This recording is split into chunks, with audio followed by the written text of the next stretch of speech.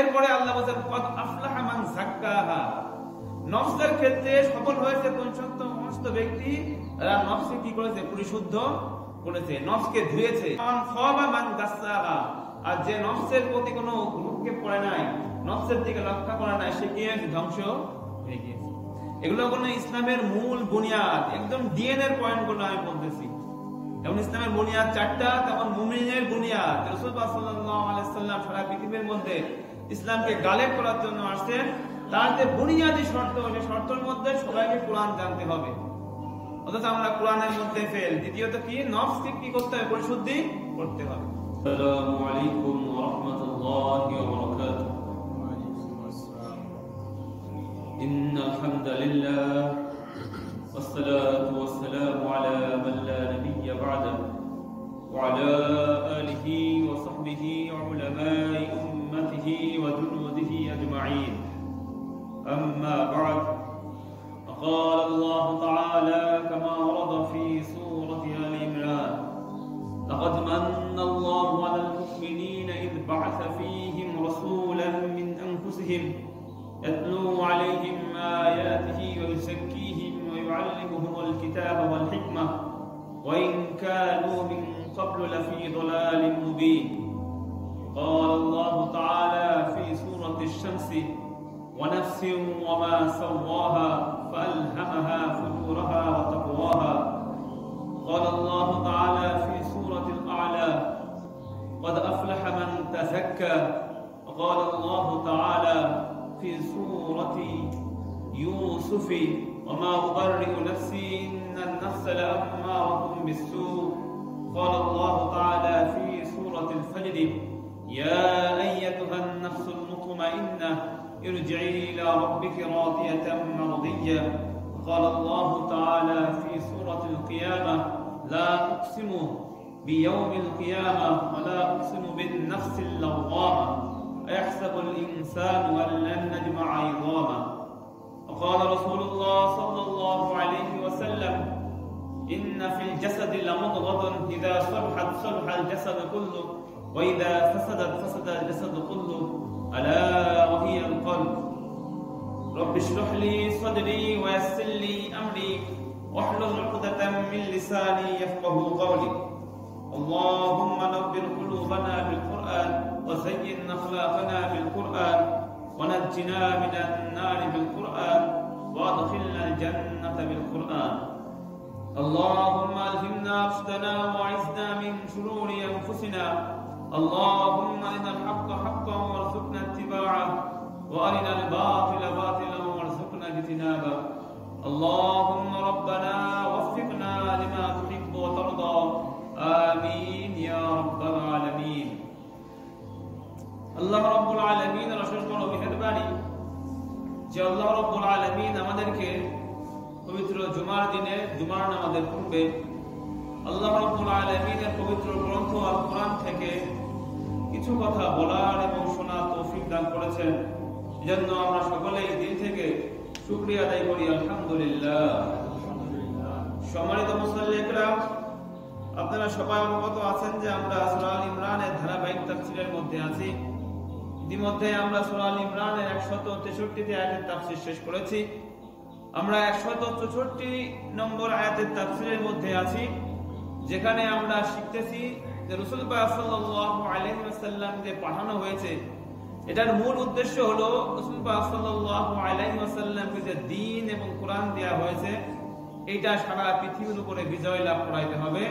যেটা আল্লাহ রাব্বুল আলামিন সূরা তাওবার 133 নম্বর আয়াত এবং আল্লাহ রাব্বুল আলামিন সূরা ফাতহের 28 নম্বর আয়াত এবং সূরা সফের 9 নম্বর আয়াতের মধ্যে স্পষ্টভাবে বলে দিয়েছেন। আমরা যেটা মূলত ছিলাম যে কিভাবে আল্লাহ রাব্বুল আলামিনের দ্বীনকে আমরা বিজয় করব, এটা কি আমাদের মন মতো হবে নাকি তার কোনো সিস্টেম আছে? আর এই সিস্টেমের ক্ষেত্রে আমরা বলেছিলাম আল্লাহ রাব্বুল আলামিন 4 জায়গায় এই সিস্টেমের কথা বলে দিয়েছেন। এক জায়গায় হযরত ইব্রাহিম আলাইহিস সালামের দোয়ার কথা বলেছেন, আর দোয়ার জবাবে আল্লাহ রাব্বুল আলামিন 3 জায়গায় বলেছেন। ইব্রাহিম আলাইহিস সালামের দোয়ার মধ্যে যে সিরিয়ালগতভাবে ইব্রাহিম আলাইহিস সালাম প্রথমে কোরআনের তেলাওয়াত, তারপরে কোরআনের হুকুম শিক্ষা, কোরআন থেকে হিকমা শিক্ষা এবং সর্বশেষ হযরত ইব্রাহিম আলাইহিস সালাম তাজকিয়ার জন্য দোয়া করেছিলেন, কিন্তু আল্লাহ রাব্বুল আলামিন যে দোয়ার জন্য যে জবাব দিয়েছেন তিন জায়গায়, সূরা আল বাকারার মধ্যে জবাব দিয়েছেন, সূরা আল ইমরানের 64 নম্বর আয়াতের মধ্যে জবাব দিয়েছেন, সূরা জুমা 2 নম্বর আয়াতের মধ্যে জবাব দিয়েছেন। ইব্রাহিম আলাইহিস সালামের দোয়ার জবাব প্রত্যেকটা জায়গায় আল্লাহ রাব্বুল আলামিন তাজকিয়ায়ে নফসকে কোরআন তেলাওয়াতের পরে নিয়ে আসতেন, কিতাব এবং হিকমার আগে নিয়ে আসতেন। এটা ছিল আমাদের মূল পয়েন্ট।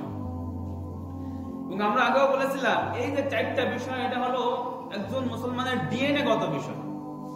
সাধারণত যে কোনো জীব যখন তৈরি হয় তার যে মূল ডিঅক্সি রাইবোনিউক্লিক অ্যাসিড যে রয়েছে, তার জীবনের মূল যে বিষয়গুলো থাকবে, মূল যে উৎপাদনগুলো থাকবে, সেই উৎপাদনের মধ্যে যদি কোনো একটি কমতি হয় তাহলে সেই জীবটা সুন্দরভাবে চলতে পারে না, তার মধ্যে একটা ডিফল্ট চলে আসবে, তার হাতে সমস্যা হবে বা পায়ে সমস্যা হবে। যদি কোনো আগের জিনিস পরে চলে যায়, পরের জিনিস আগে চলে যায়, তারপরও তার মধ্যে সমস্যা হবে। উম্মতে মুসলিমার যে একটা পুরোপুরি একটা জিসেমের মতো, শরীরের মতো, এর যে নিউক্লিয়ার যে পয়েন্ট, নিউক্লিয়ার যে বিষয়গুলো, এই চারটা বিষয়, এই চারটা বিষয় যদি আমাদের সেই সিরিয়াল অনুযায়ী থাকে তাহলে আমাদের আউটপুটটা হবে। আর এই চারটা জিনিস যদি আমাদের সিরিয়াল অনুযায়ী ঠিক হুবহু জায়গায় না থাকে তাহলে আমরা আউটপুটটা যেটা এখন পাচ্ছি না সেটা আমরা পাবো না।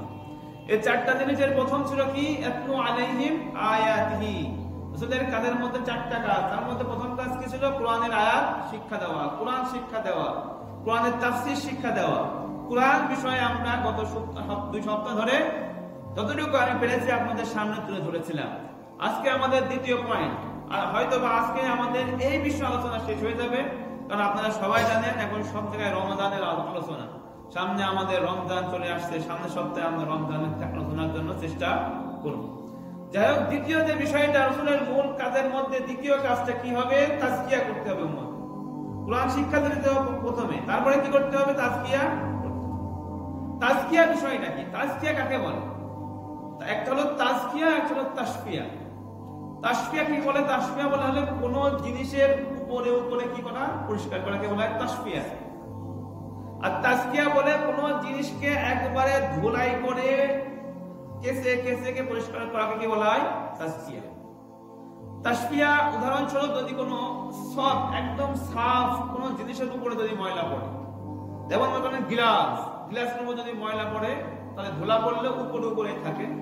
সাধারণত এর মধ্যে গ্লাসের মধ্যে ময়লা যাওয়াটা সাধারণত যায় না।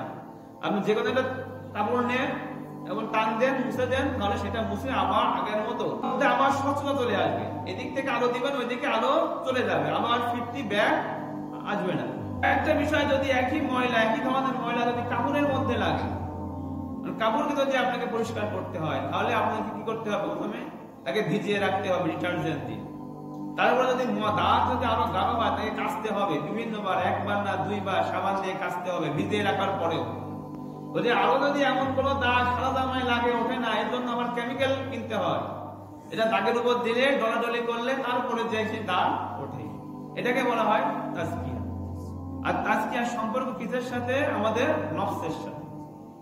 আল্লাহ রাব্বুল আলামিন কোরআনের মধ্যে বলেছেন, ওয়া নাফসিন ওয়া মা সাওয়াহা ফাআলহামাহা ফুজুরাহা ওয়া তাকওয়াহা। আল্লাহ রাব্বুল আলামিন মানুষকে দুইটা জিনিস দিয়ে গঠন করেছেন, একটা হলো নফস, একটা হলো রূহ।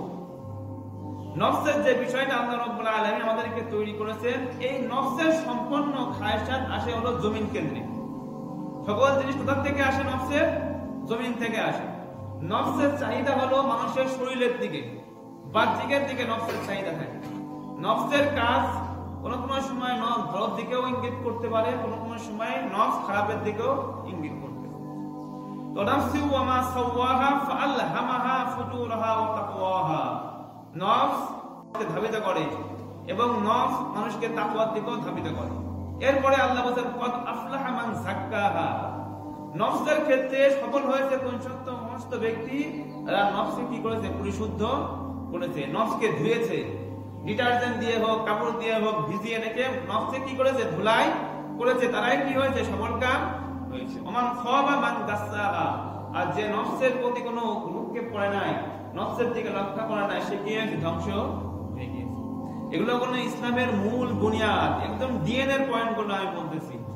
যেমন ইসলামের বুনিয়াদ 4টা, তেমন মুমিনের বুনিয়াদ। রাসূলুল্লাহ সাল্লাল্লাহু আলাইহি ওয়াসাল্লাম সারা পৃথিবীর মধ্যে ইসলামকে গালেব করার জন্য আসছেন।